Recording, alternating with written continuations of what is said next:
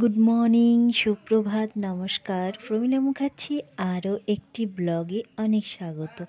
আমি প্রমীলা আর আমি সকালবেলা থেকে ব্লগটা স্টার্ট করেছি। এখন বানানো হচ্ছে রুটি আর আলুর তরকারি, সেটাই বানাচ্ছি। তো আলুগুলোকে সেদ্ধ করে নিয়েছি ফার্স্টে, তারপরে রুটি আর আলুর তরকারি করব। আর এটা খুব মাখা মাখা করে করব।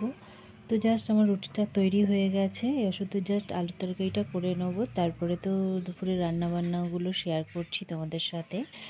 তো দেখো, সেদ্ধ করা আলুগুলোতে এভাবে তরকারিটা করলে পরে খেতেও সুন্দর লাগে, আর রান্নাটাও বেশ অনেক তাড়াতাড়ি হয়ে যায়।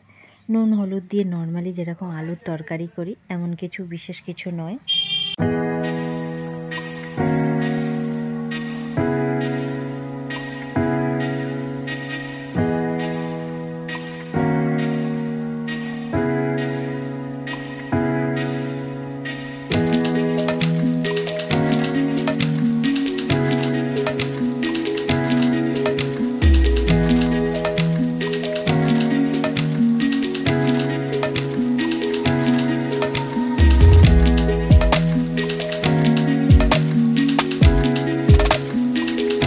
বন্ধুরা, এখন সকাল বেলা তোমাদের তো বললাম। তারপরে দেখো, আজকে দুপুরে ফুলকপি আলু দিয়ে তরকারি করব। তো ফুলকপিটা সেদ্ধ করে নেব। দেখো, ফুলকপিটা সেদ্ধতে বসিয়ে দিলাম। যেমন হয় রোজকার রান্নার, আজ যেহেতু শনিবার, নিরামিষই খাবো। আর আমরা শনিবারে নিরামিষ খাই। বজরংবলী যেহেতু, তোমরা হয়তো বারবার শুনতে শুনতে মাথা খারাপ হয়ে গেছে হয়তো যে বজরংবলীর মতো করতাম বলেই আমি এটা করি। তো চলো, আমি এটা মোটামুটি যেমন মশলা দিই, নুন হলুদ জিরে ধনে সমস্ত কিছু দিয়ে এই রান্নাটা সারবো। আগেও একবার করেছি, এভাবে তোমাদের দেখিয়েছি। তো সেটাই করছি, আর বিশেষ কিছু না।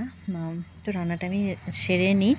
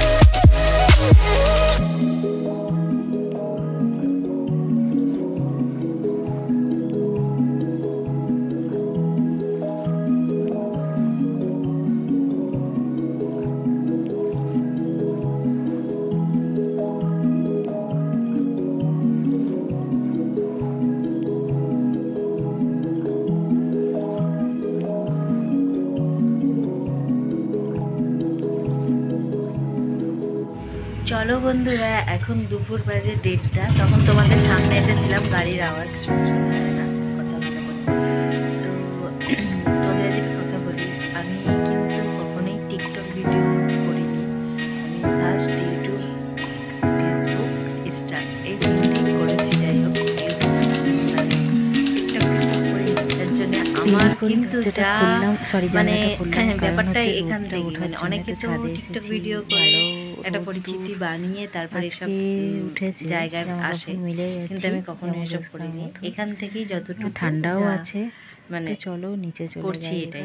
তো যাই হোক, সেটাই তোমাদের বলার জন্য। তোমাদের অনেকদিন ভাবছিলাম এই কথাটা বলবো, যে আমি জীবনে কোনোদিন টিকটক করিনি। এই মানে আমাদের ভারতীয় যা শর্টস, রিলস, এগুলোটাই আমি বেছে নিয়েছি। তো প্রথমে ভেবেছিলাম ব্লগিং, জাস্ট ব্লগিংটার প্রতি খুব ভালো লাগার থেকে ব্লগিং করব বলেই শুরু করা।